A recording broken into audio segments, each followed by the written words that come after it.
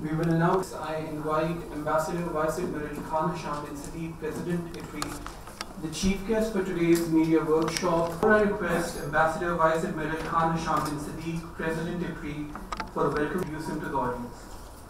Ambassador Vice Admiral Khan Hisham joined Pakistan Navy in 1970, permanent representative at the Organization of Islamic Cooperation. He did his MPhil in Public Policy and Strategic Security Management from the National Defense. Ladies and gentlemen, I now request Ambassador Vice.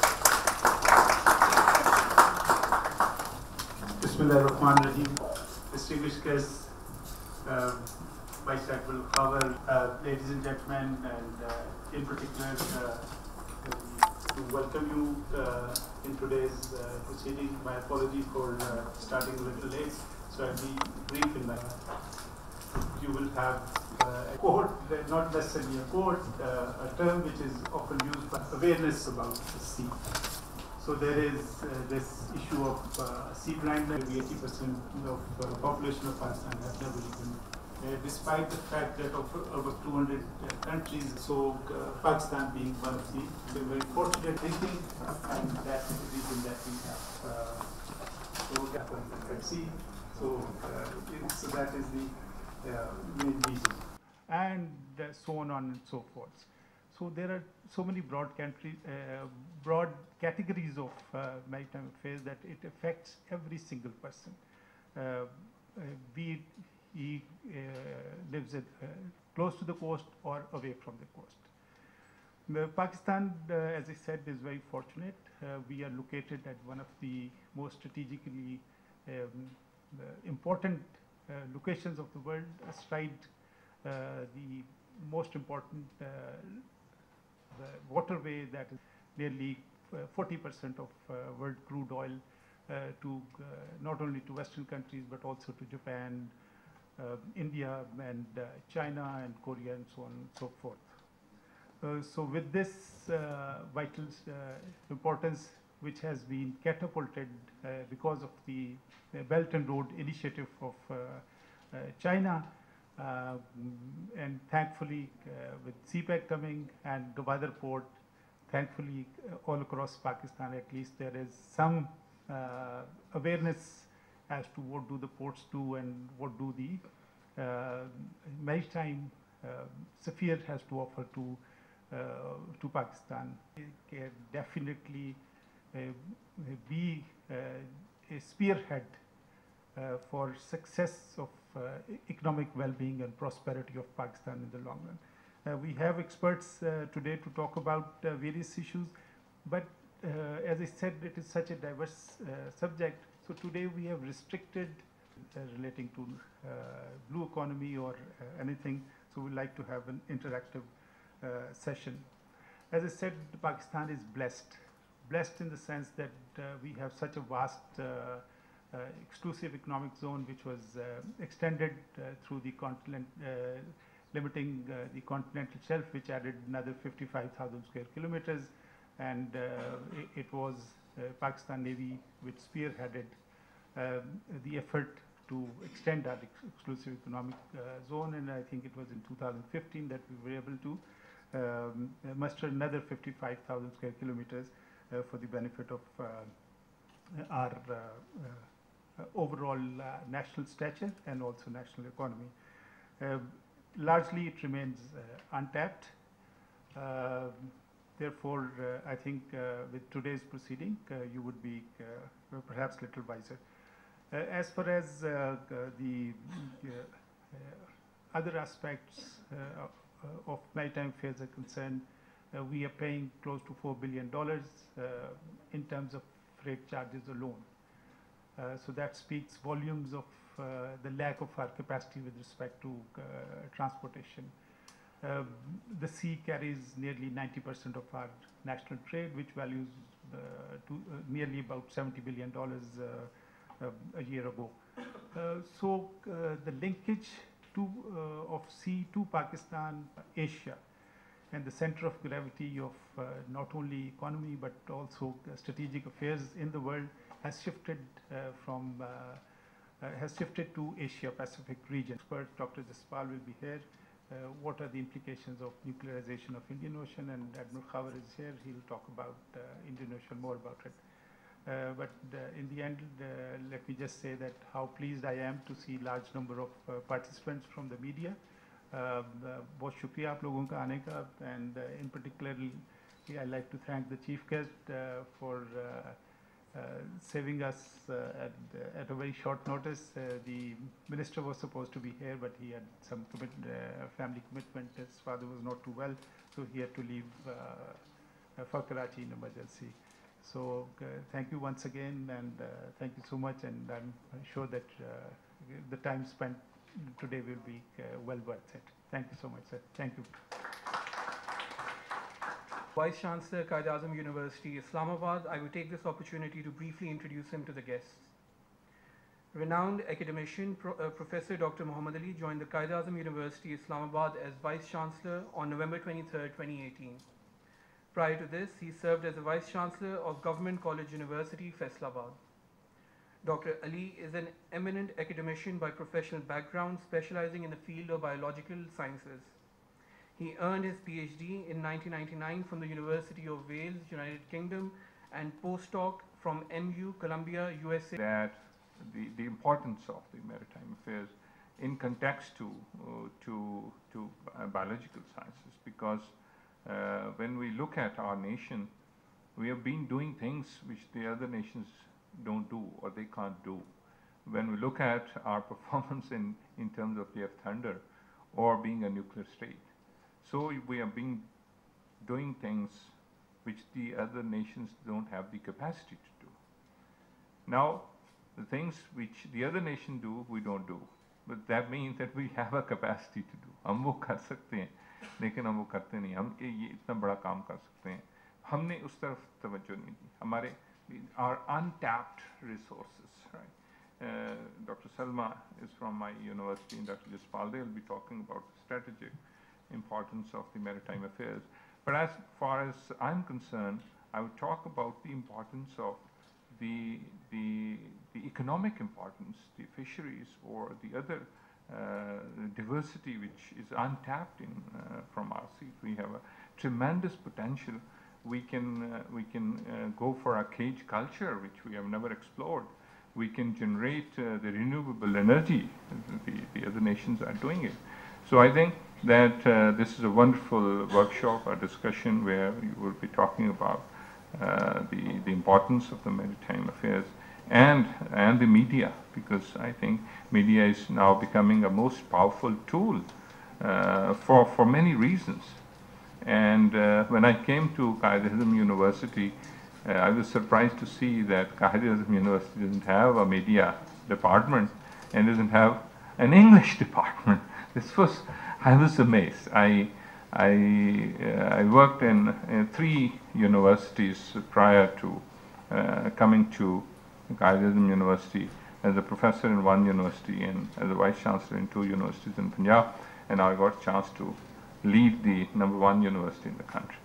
When I did the baseline analysis, I happened to chair the Vice Chancellor's Committee of the Vice Chancellors of Pakistan.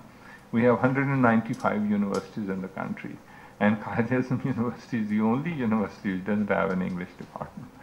So, and our major forte is that most of our graduates, they enter into civil service.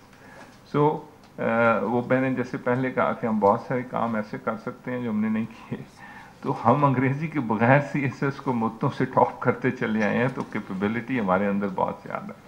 और अब we are starting from this year onward, we are starting the media department, और इस साल हम उसमें दाखिले करेंगे और अंग्रेजी डिपार्टमेंट को भी. और yesterday we had a meeting of the academic council. Most of the professors were opposing English department. मैंने उनको कहा कि undergraduate program है, उसमें undergraduate में 9 credit are compulsory हैं, जो कि अंग्रेजी हर किसी को पढ़. मैं बात अपनी उसी तरफ ही जा रहा हूँ कि हम वो करते रहे हैं जो हमें नहीं करना चाहिए था, और जो हम कर सकते हैं वो हम करते नहीं. तो हम जेल थंडर बना सकते हैं. हम ये बहुत ज़्यादा अभी देखते हैं कि what happened in Malakot, but it happened because of the thunder, right? So there are people behind it, and the people who actually, I know few of the people who were involved in making JF Thunder, and we were congratulating them. And I also know those people who were involved in KRL, and I was talking to them. I said that thanks God we don't have to congratulate you.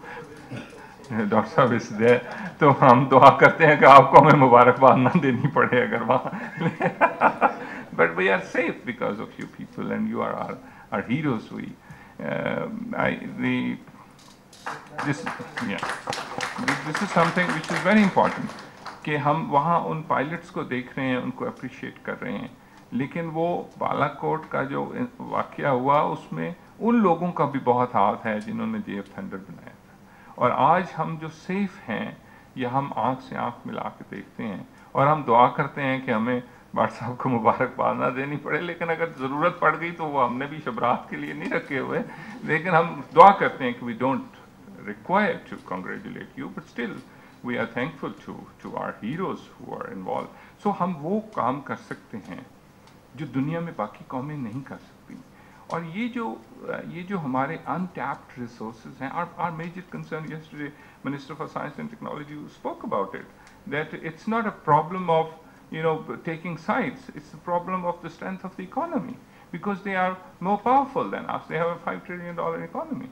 So we have to focus upon our resources, untapped resources, and maritime, or the sea, or the blue economy is one of the most important areas. It's untapped and it's huge, it's tremendous. It could be a multi-billion-dollar trade. Right? I think we are not even tapping a resource of catching a fish to the maximum capacity because we don't have the resources to.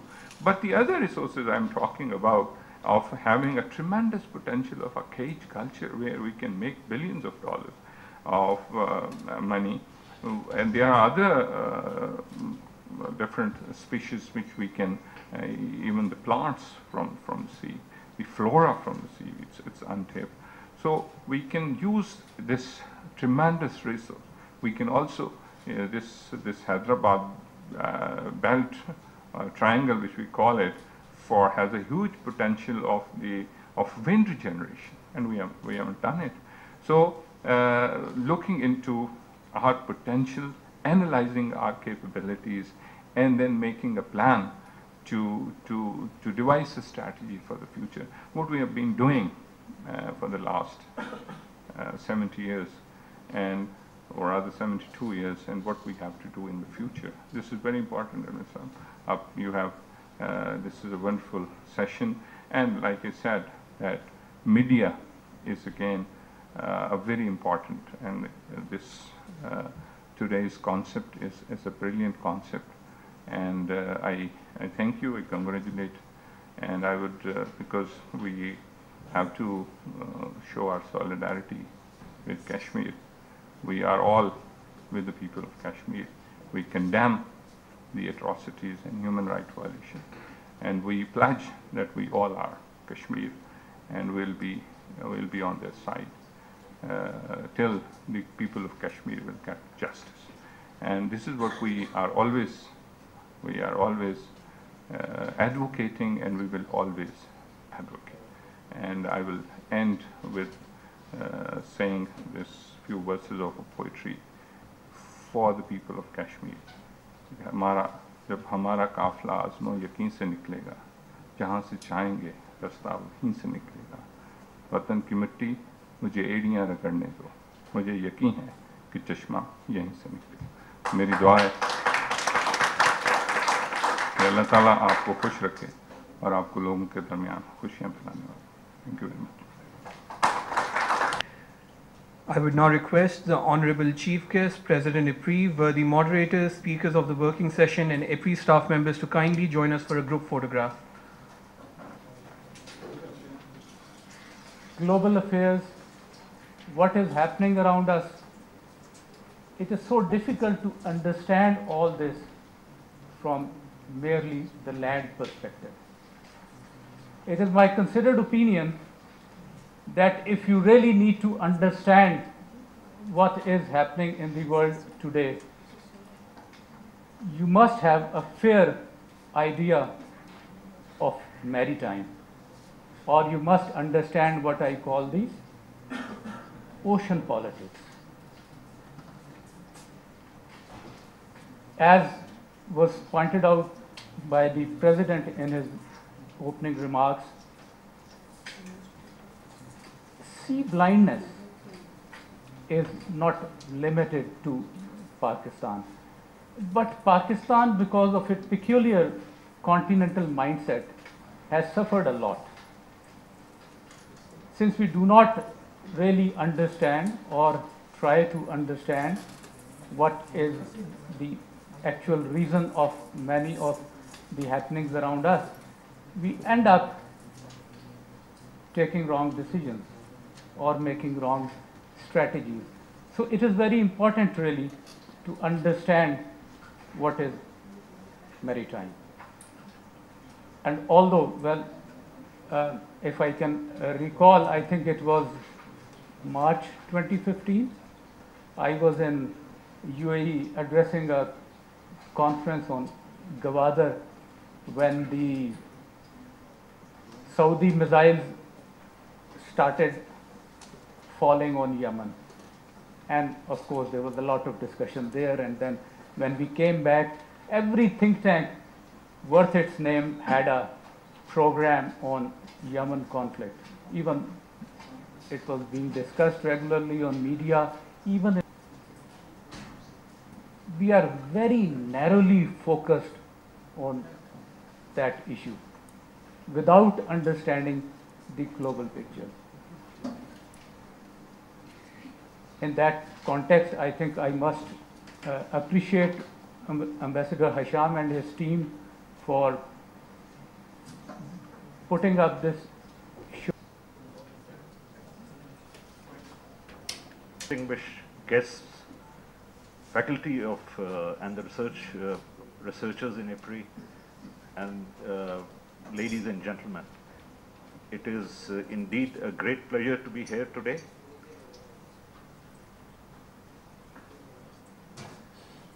Can somebody do the slides? Not working. People from local universities in Islamabad, and so my this talk is designed specially for the students of media, and this is about the contemporary maritime dynamics in the Indian Ocean region. As next slide, please. This is my scheme of presentation. I've made about 20 slides. Each slide has a sort of a thought process. It's a difficult subject for a person living in Islamabad to understand what are the dynamics out at sea. So I would try to, in 20 minutes allotted to me, to make you understand. Hopefully, you will have a little bit of more knowledge when you leave. So from a free for all, it has started, some control started to happen out at sea. Till the 1950s, more or less, it remained 3 nautical miles. That finally the United Nations got into the act, and after 3-4 decades of work on making laws for the sea, they in 1992 they ratified. 167 countries ratified. Except, can you guess who was the, which is the country which has not ratified this? United States. As you, they have not ratified. The rest of the world has ratified. And, right. Okay. Yeah, thank you. So now we have the territorial limits, which are part of the country, is up to 12 nautical miles. Then you have the economic zones, which is up to 200 nautical miles. Admiral Hisham mentioned the continental shelf, which is another 50 nautical miles. So there are various rules for that. We don't, at the first, this is your first exposure, we will not get into the complications. And the contiguous zone is the area if... Package of coming up with a bad throat and a cold after performing this holy ritual. So if I break into a cough, that is also to earn time, having very little to talk about after what Ambassador Admiral Sahab has just talked about. My topic deals with Pakistan's maritime imperatives, awareness in media. And when Brigadier Kader Saab asked me to speak on this, I immediately said yes because it was IPRI. But then but that posting was very, very benign posting. So, and then later on I was, what have I done? I mean, how do I bring two very important topics together? But I'll try and make as much an effort as possible. To start with, my deepest gratitude to IPRI, to Ambassador Kader Saab, to Admiral Hisham bin Sadiq Sahab for this, for inviting me to IPRI, and heartiest congratulations IPRI for celebrating its 20th year. It also happens to be, I think, somewhat 20 years to the International Maritime Organizations coming into being and celebrating what maritime affairs is all about. Kindly, next slide. When we are looking at maritime, to define what maritime is, it is any and every activity that is connected with the sea. And as the previous speaker has just very, very elaborately explained, it has to do with the naval aspects. It has to do with passage through sea, which is friendly passage, not so friendly passage. We keep talking about Indian submarines doing some signaling work at odd times, especially at the height of crises between India and Pakistan. It has to do with tourism.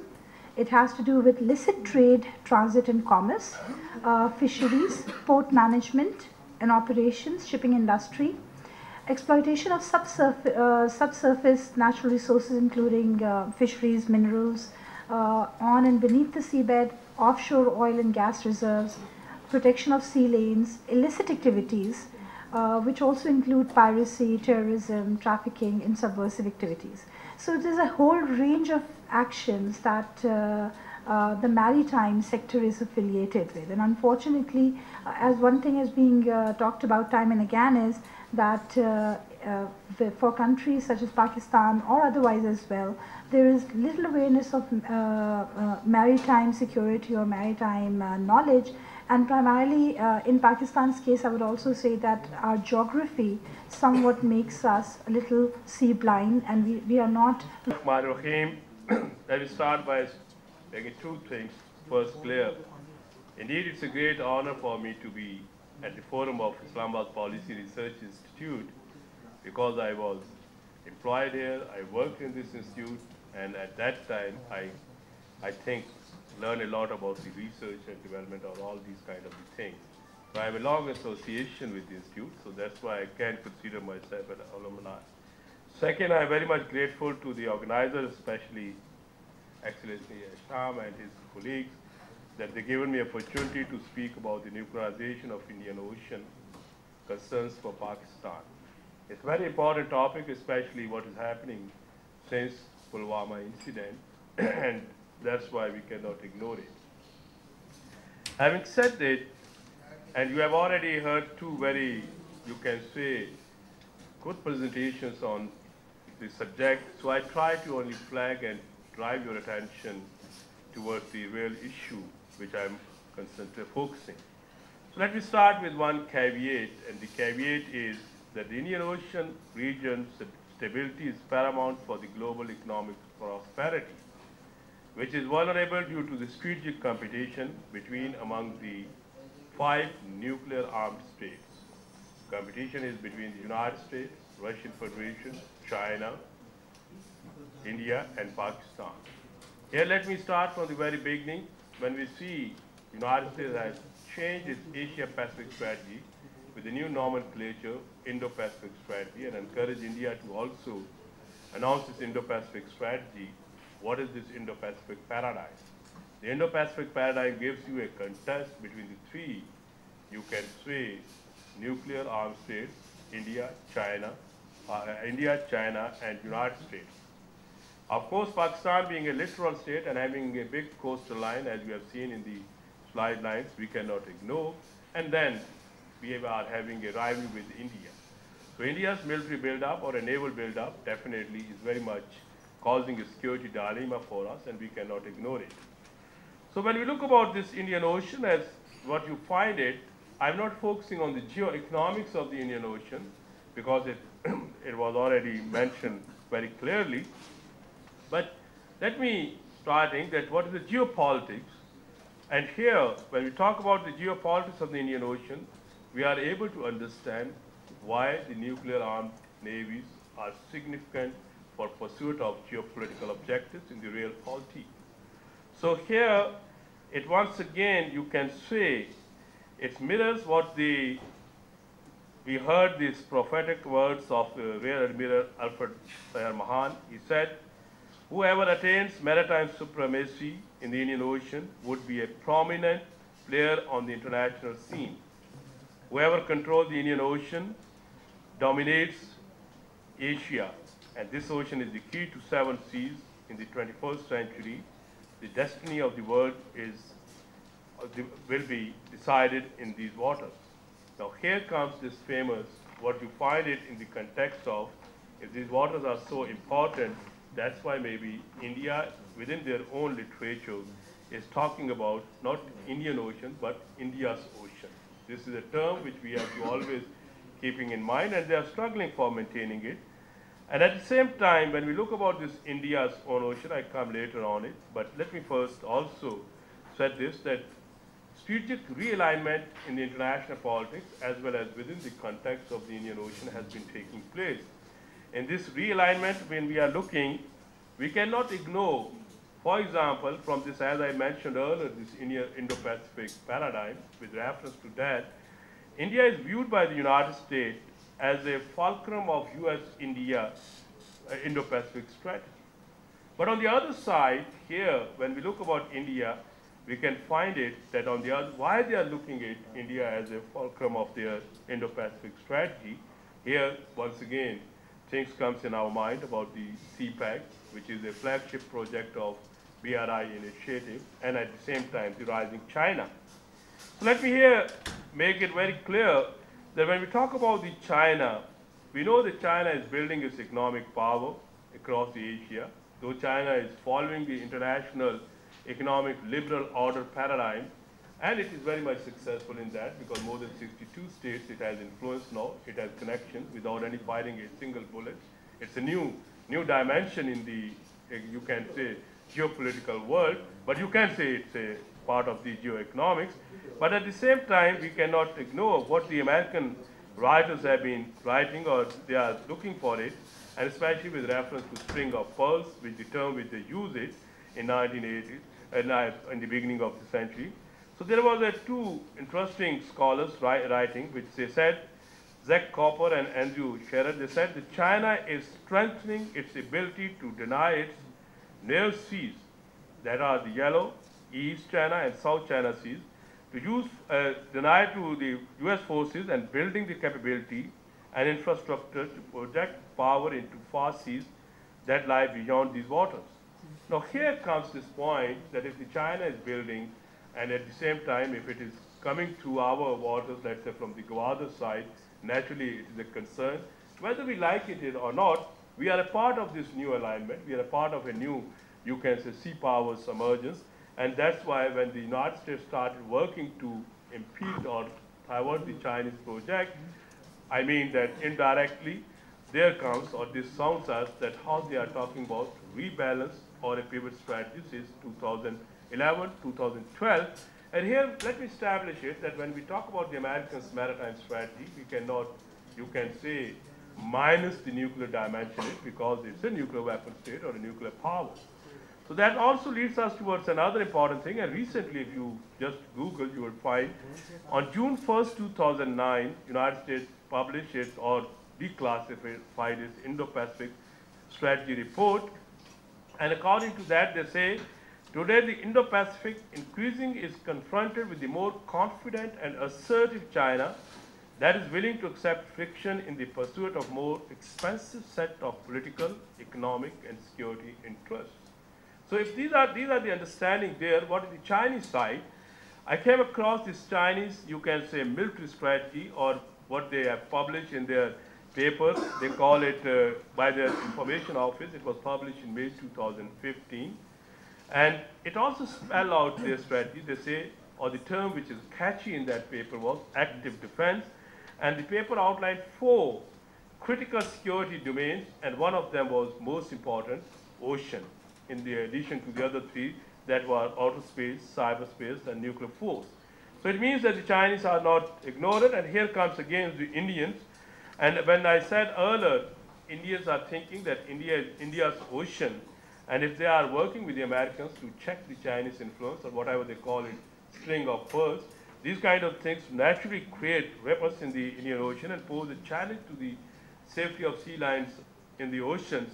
But at the same time, what is more important for us as a neighbor of the India, as a littoral state of the Indian Ocean, or as a nuclear armed state of the Indian Ocean, that is what in 2013, Prime Minister Manmohan Singh at that time in India, he announced or he said about ownership of Indian Ocean region, which has been said as the sole security provider, or in the literature you can find what they call it, India as a net provider of security.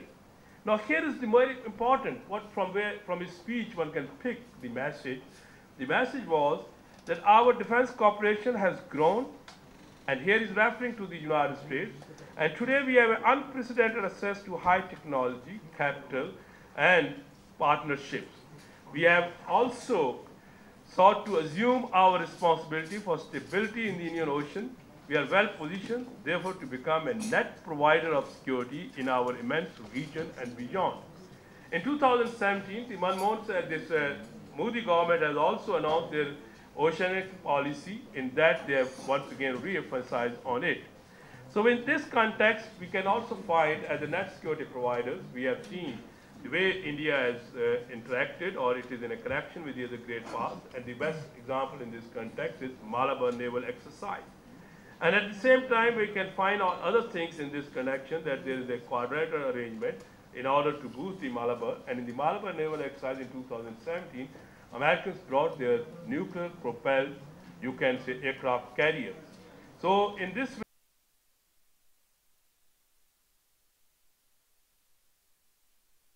the February 27 episode, what happened. But my question is from Dr. Jaspal Sahib. Sir, how do you see whether it's not an... Thank you very much. I can endorse or concur what we have pointed about sensitizing your editors or about these people to educate them on the maritime or propagate it. We have to not forget that unfortunately in our media, except 1 or 2 channels, overwhelming majority or their anchors or the entire media's focus is more on the domestic politics, and in the evening they just invite 4 or 5 people from different political parties, and then the whole fight started.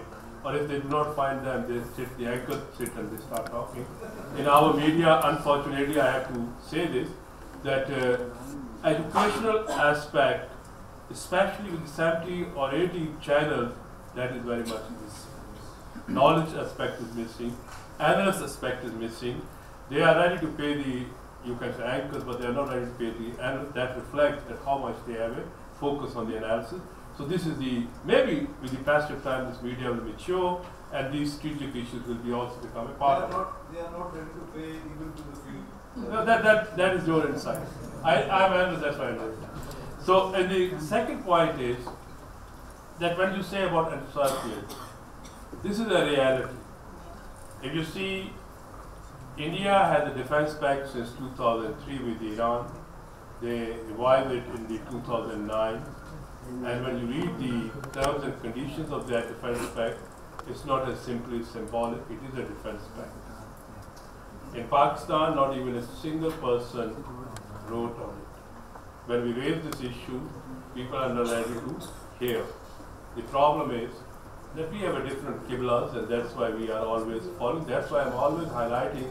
And I'm now working, the government of Pakistan has to come out with a policy that this narrative from K0 till the masters or the higher education, Ummah or the national interest, the Muslim Brotherhood, it should be now rectified. That is not. Realities are different. So this is first point. Second, India has an you can say, Afghanistan strategic partnership. You're in circle complete. It had a basis in the Central Asia, and then, which we have already mentioned, they are there.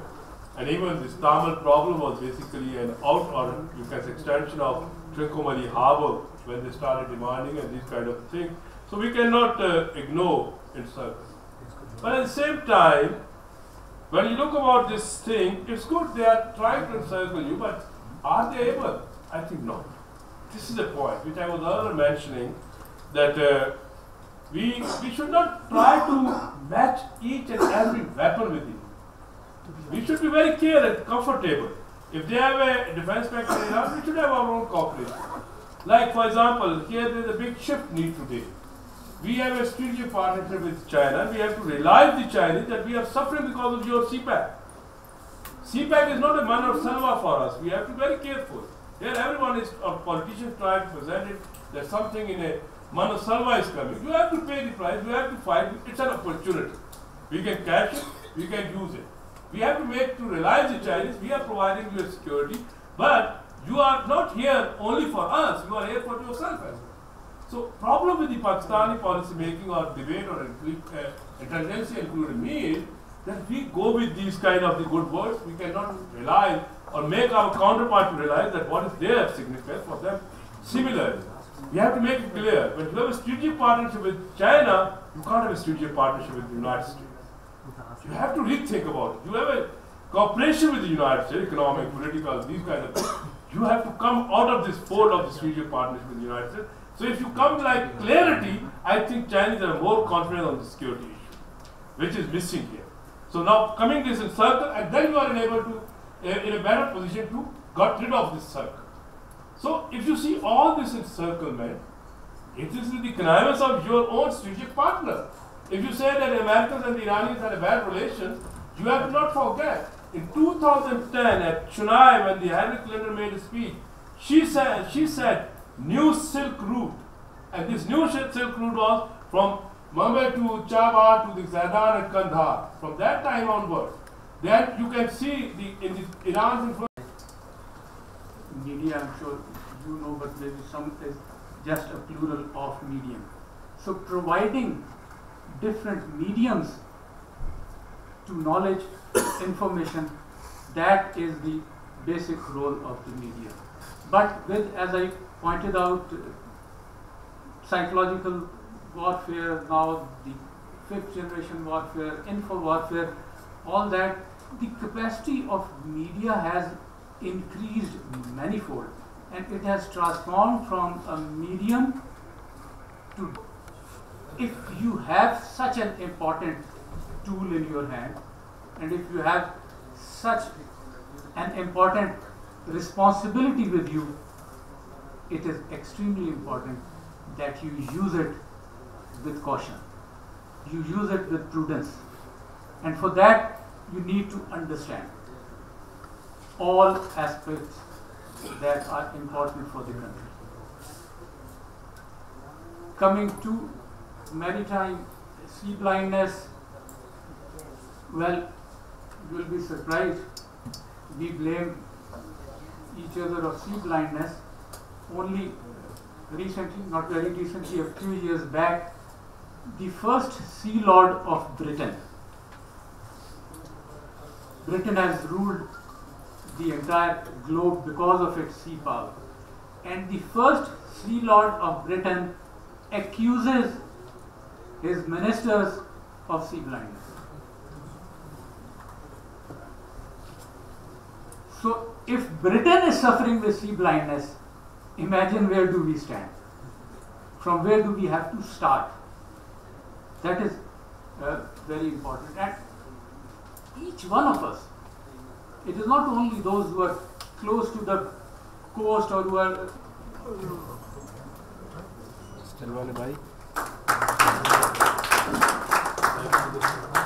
I will now invite President IPRI